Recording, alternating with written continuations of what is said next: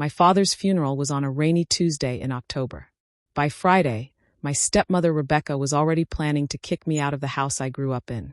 But what she didn't know would change everything in the most satisfying way possible. Let me back up. My name is Emma, and I'm 26 years old. My mom died when I was 8, and my dad remarried when I was 12. Rebecca was nice enough at first, the way all stepmothers are when they're trying to win over a grieving widower and his daughter. But the moment that ring was on her finger, the mask started slipping. For 14 years, I watched her slowly take over every aspect of my father's life. She redecorated the house, erasing every trace of my mother. She controlled the finances, made all the decisions, and somehow convinced my dad that I was the problem child whenever I tried to speak up. My dad loved her blindly, and I learned to keep my head down and count the days until I could leave for college. But here's what Rebecca never knew. My dad wasn't blind to everything. He just chose his battles carefully. And in the last year of his life, when he was diagnosed with terminal cancer, he made some very important decisions without telling her. I'd moved back home 6 months ago to take care of him during his final days. Rebecca barely lifted a finger, spending most of her time at the spa or with her friends, complaining about how exhausting it was to have a sick husband. I was the one changing his managing his medications, holding his hand through the pain. And during those long nights, my father and I had some very important conversations. Emma, he told me one night, his voice weak but clear. I need you to promise me something. Don't let her bully you after I'm gone. Stand your ground. Everything is taken care of. Just trust me. I didn't understand what he meant at the time. I thought he was just being sentimental, maybe a bit delirious from the medication. But I promised him anyway, squeezing his hand as tears ran down my face. He passed away 3 weeks later. Rebecca cried dramatically at the funeral, playing the devastated widow perfectly. But I noticed she was wearing a new designer dress and had clearly had her hair and nails done that morning. The performance was flawless.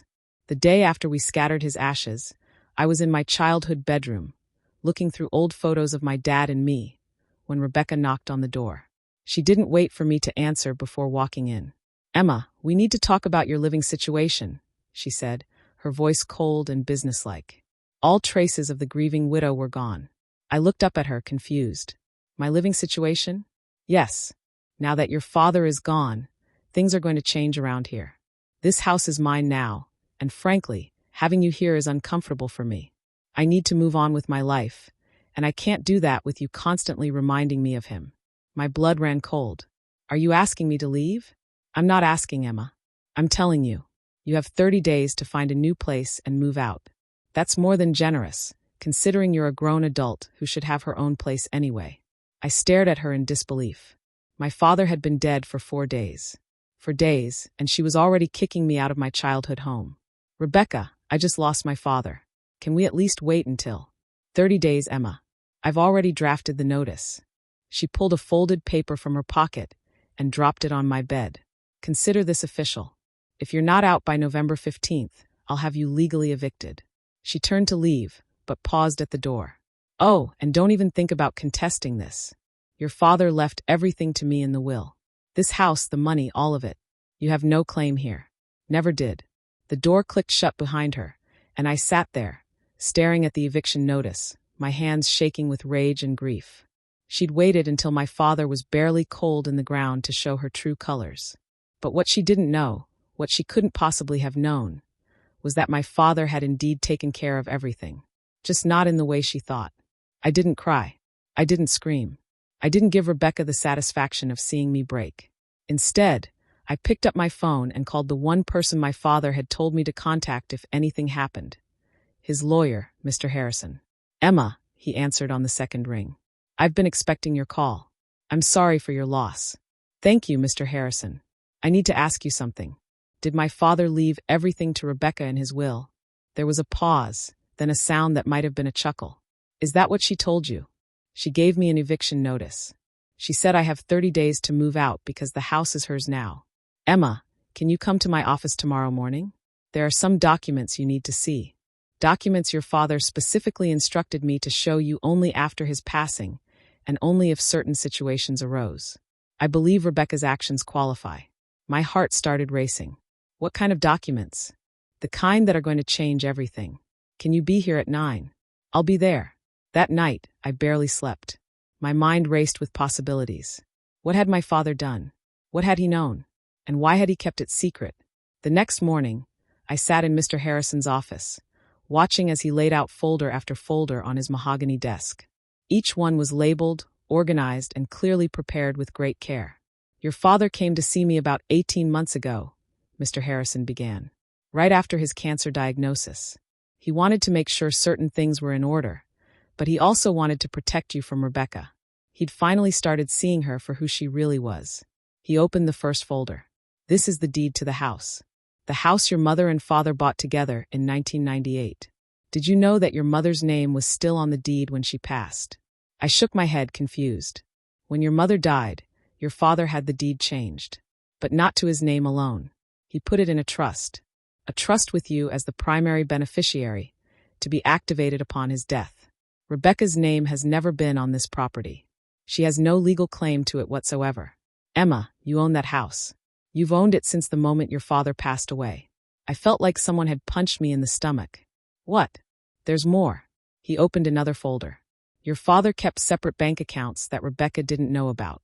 Accounts he funded regularly with money from his inheritance from his parents and from investments he made before he met Rebecca. The marital assets, yes, those go to Rebecca as the surviving spouse. But these accounts, which total approximately $750,000, are yours. Your mother's life insurance, your father's separate investments, everything he wanted to make sure you had. I couldn't speak, couldn't breathe. And finally, Mr. Harrison pulled out one more document. This is a sworn statement your father recorded 6 months ago, detailing Rebecca's financial abuse, her manipulation, and his fears about what she would do to you after his death. He wanted to make sure that if she tried to kick you out or claim everything was hers, you would have the evidence you needed to fight back. He slid everything across the desk to me. Your father loved you very much, Emma. He spent the last year of his life making sure Rebecca couldn't hurt you anymore. The question is, what are you going to do with this information? I looked down at the documents, my father's careful handwriting on some of the notes, his signature on the official papers. He'd known exactly what Rebecca would do, and he'd protected me from beyond the grave. A slow smile spread across my face. Mr. Harrison, how quickly can we make this official? I can have the papers filed today, but might I suggest a more satisfying approach? I'm listening. Rebecca gave you 30 days. Why don't we let her think she's won? Let her get comfortable. Then we serve her with the real eviction notice. Legal, official, and completely devastating. We give her 24 hours to vacate the property she never owned. My smile widened. When can we do this? How about tomorrow? I spent the next 24 hours preparing. Mr. Harrison filed all the necessary paperwork, officially transferring everything into my name. I contacted a police officer friend of my father's to be present for the eviction, just in case Rebecca tried anything. And I practiced in the mirror exactly what I would say, how I would stand, how I would deliver the news that would destroy her smug little world. Rebecca, meanwhile, was already acting like she owned the place, which I suppose she thought she did. I came home that evening to find her redecorating the living room, throwing away photos of my father and me, boxing up his belongings like trash. "Oh, good, you're here," she said without looking up. "You can take these boxes to your room. I'm sure you'll want some of your father's things. Not the valuable stuff, of course. That's mine. But maybe some photos or whatever." I didn't respond. I just watched her, memorizing this moment, knowing it would be the last time she'd ever speak to me with such casual cruelty. "Also," she continued, "I'm having some friends over this weekend for a small gathering. A celebration of life, if you will. I'd prefer if you weren't here. Maybe you could visit a friend. Start getting used to not being here anyway." "A celebration of life," I repeated slowly. "Dad's been dead for 5 days, and you're throwing a party?" She shrugged. "Life goes on, Emma. Your father would want me to be happy. Now, are you going to help with these boxes or not?" "No," I said calmly. "I'm not." She finally looked at me, irritated. "Excuse me." I said no. "I'm not helping you box up my father's things. I'm not moving out, and I'm definitely not leaving this weekend, so you can celebrate his death with your friends." Her face flushed with anger. "We've been through this, Emma. You don't have a choice. This is my house now. If you don't cooperate, I'll have you forcibly removed. Will you? I pulled out my phone. That's interesting. Because I have something I need to show you. I showed her the deed, the trust documents, the bank statements. I watched her face change as she read, confusion morphing into disbelief, then into pure panic. This isn't real. This is fake. Your father left everything to me. No, Rebecca. He left the marital assets to you, which honestly isn't much since you spent most of his money while he was alive. But this house, the house my mother bought with him, that was never yours. It's been in a trust for me since my mother died. Dad just never told you. You're lying, she screamed. This is forgery. I'll sue you. The doorbell rang. Perfect timing. That would be Officer Martinez, I said calmly. And my lawyer, Mr. Harrison. They're here to make this official. I opened the door. Officer Martinez, a kind man who'd been at my father's funeral, stood there in uniform, looking apologetic. Mr. Harrison stood beside him, briefcase in hand, looking very professional and slightly satisfied. Ms. Rebecca Walker? Officer Martinez said formally. I'm here to serve you with an official eviction notice. You have 24 hours to vacate these premises. Rebecca's face went white. What? No, you can't do this. This is my house. Mr. Harrison stepped forward, handing her the official documents. Actually, Mrs. Walker, this house belongs to Emma Martinez, as it has since her mother passed away. You have been residing here under the permission of Emma's father, who is now deceased. As the property owner, Emma has the right to terminate your residency. You have until 6 p.m. tomorrow to remove all personal belongings and vacate the property. Any items left behind will be considered abandoned. This is insane. Rebecca turned to me, her perfectly made-up face contorted with rage and fear. Emma, please. We can work this out. I was hasty with the eviction notice. I wasn't thinking clearly. Grief does strange things to people. Let's just forget about all this, Anne. 24 hours, Rebecca, I said coldly. That's 23.5 hours more than you deserve. The next 24 hours were the most satisfying and surreal of my entire life. Rebecca went through every stage of grief at lightning speed, except this wasn't grief for my father. This was grief for her lost meal ticket. First came denial. She spent 2 hours on the phone with her own lawyer, who apparently confirmed what Mr. Harrison had told her. She had no legal claim to the house. I could hear her screaming from my bedroom, insisting there must be some mistake, some loophole, some way to fight this. Then came anger. She stormed through the house, slamming doors, throwing things, screaming about how ungrateful I was, how she'd wasted years of her life taking care of me and my father. The irony of that statement wasn't lost on me, considering she'd barely been around during his final months. I gave up everything for him. She shrieked at me when I came downstairs for water. I could have married someone else, someone younger, richer. But I chose your father, and this is how you repay me. You gave up nothing, I replied calmly. You married a comfortable life. You spent his money, lived in his house, and made sure I knew every single day that I was in your way. The only thing you're losing is something you never actually had. She tried a different approach then. Bargaining. She cornered me in the kitchen, her eyes red from crying, her makeup smeared. Emma, please. Let's be reasonable. Where am I supposed to go? I have nowhere. No family, no savings of my own. Your father took care of everything financially. I don't even know how to pay bills on my own. Maybe you should have thought about that before you gave me an eviction notice while I was grieving my father. I made a mistake. People make mistakes. Haven't you ever done something you regret? The difference, I said, looking her straight in the eye, is that I learn from my mistakes. You just look for the next person to take advantage of. By that evening, depression had set in. She stayed in her bedroom, making phone calls to friends who apparently weren't as eager to help as she'd hoped. I heard snippets of conversations through the door. Just for a few weeks. I'll pay you back. You don't understand what she's doing to me. But the most interesting call came around 10 p.m. I was walking past her room when I heard her talking to someone about lawyers, lawsuits, and proving undue influence. She was already planning her next move, trying to figure out how to contest the trust, how to claim my father wasn't in his right mind when he set everything up. I'd been expecting this. Mr. Harrison had warned me it might happen. That's why we had my father's video testimony, recorded 6 months before his death, clearly articulating his wishes and his reasons. That's why we had medical records proving he was completely competent when he made these decisions. That's why we had a paper trail of Rebecca's spending, her affairs, her manipulation. My father had thought of everything. At 5:30 p.m. the next day, Rebecca finally emerged from her room with 4 suitcases and a look of pure hatred on her face. A moving truck she'd hired was parked outside, loading up the furniture she'd bought with my father's money. She'd tried to take some of my mother's antiques, but Mr. Harrison had made sure those were specifically listed as staying with the house.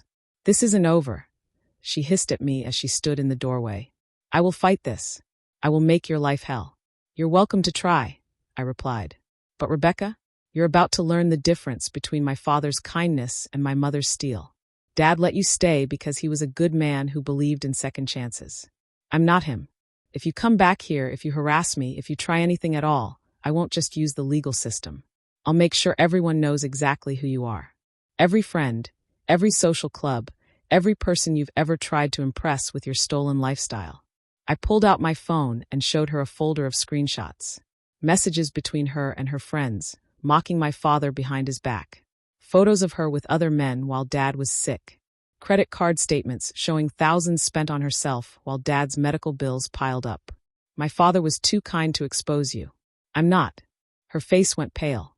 Without another word, she turned and walked out the door. Forever. The house felt different after Rebecca left. Bigger somehow. Quieter. But not in a lonely way. In a peaceful way. Like it could finally breathe again after years of tension. I spent the first week doing nothing but existing in the space. Walking through rooms that had always felt like enemy territory when Rebecca was around. Sitting in my father's study without feeling like I was intruding. Making myself breakfast in the kitchen without being judged for every bite. But I also cried. A lot. With Rebecca gone and the drama over, the real grief finally hit me. My dad was gone. Really, truly gone. And I'd never get to thank him properly for everything he'd done to protect me. Never get to tell him that his plan worked, that he'd saved me one last time. I found his letter 2 weeks after Rebecca left. It was in his study, in the secret drawer of his desk that only he and I knew about. My mother had installed it years ago for special treasures, and Dad had kept it a secret from Rebecca all these years. The envelope had my name on it in his handwriting.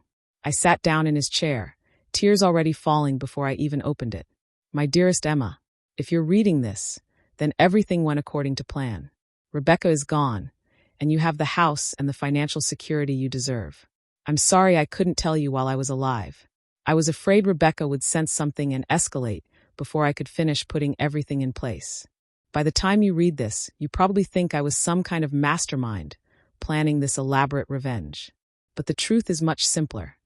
I was a father protecting his daughter the only way I knew how. I want you to know that marrying Rebecca was my mistake, not yours.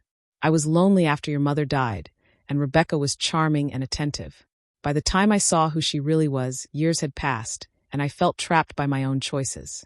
I told myself she wasn't that bad, that maybe I was imagining things, that maybe she'd change.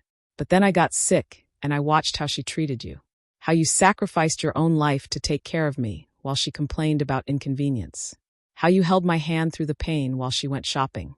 And I realized I'd wasted years protecting the wrong person. I couldn't undo the past. I couldn't give you back your teenage years or erase the hurt Rebecca caused. But I could make sure she never hurt you again. This house was always meant to be yours. Your mother and I bought it imagining you growing up here. Maybe raising your own family here someday. Don't feel guilty about taking it back. It was never Rebecca's to begin with. The money in the trust is so you never have to depend on anyone the way Rebecca depended on me. So you never have to stay in a situation that hurts you because you can't afford to leave. Be independent. Be strong. Be the amazing woman I've watched you become. I'm sorry I won't be there to see what you do next. But I already know it'll be extraordinary because you've always been extraordinary. Even when Rebecca tried to convince me otherwise, even when she made you feel small, I always saw the truth. You are your mother's daughter, and she was the strongest person I ever knew. Live well, sweetheart. Be happy. And know that every decision I made was because I love you more than anything in this world. Forever your dad, Michael. I sat in that chair for an hour, reading and rereading his words, crying until I had no tears left. Then I folded the letter carefully, put it in my wallet, and carried it with me everywhere. 3 months later, I started renovating the house. not to erase Rebecca's presence. She'd already done that to my mother's memory, and I refused to repeat her cruelty. But to restore it, I found my mother's old photos and hung them back up.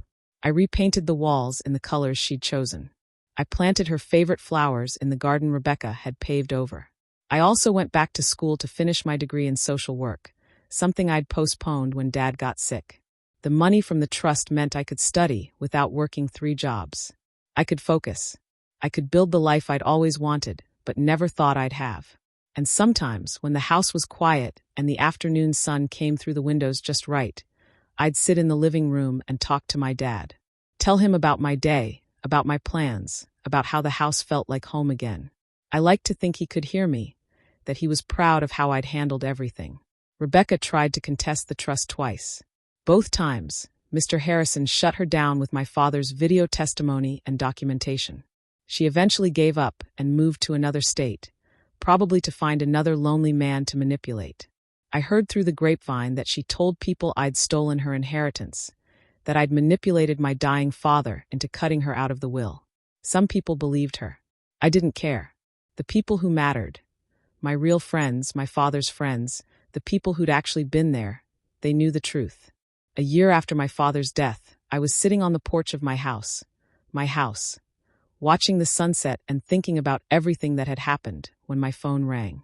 It was Mr. Harrison. "Emma, I thought you should know. Rebecca just filed for bankruptcy. Apparently, she'd been living on credit cards, expecting to get money from your father's estate. When that didn't happen, everything fell apart. I should have felt satisfaction, vindication, joy at her downfall. But mostly I just felt tired. Thank you for letting me know, Mr. Harrison. There's one more thing. She listed you as her emergency contact on some old paperwork. The bankruptcy trustee called asking if you had any interest in helping her or providing a statement. And what did you tell them?" "I told them you were not available for comment. But Emma, if you want to say something, if you want to twist the knife one last time, I can make it happen.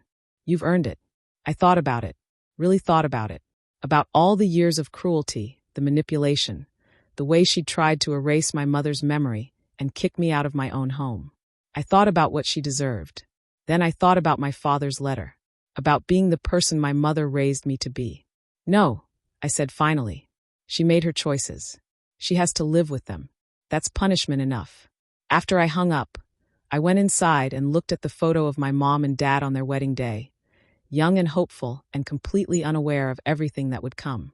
Next to it was a photo from my college graduation, me and Dad beaming at the camera, Rebecca cropped out of the frame where she'd been standing with a fake smile. "I did it, Dad," I whispered. "I stood my ground, just like you asked. And for the first time since he died, I felt like maybe, just maybe, everything was going to be okay. Because I had something Rebecca never understood and never would. I had a home. Not just a house, not just property, but a real home filled with real love and real memories. And no one could ever take that away from me again. Rebecca gave me 30 days to move out.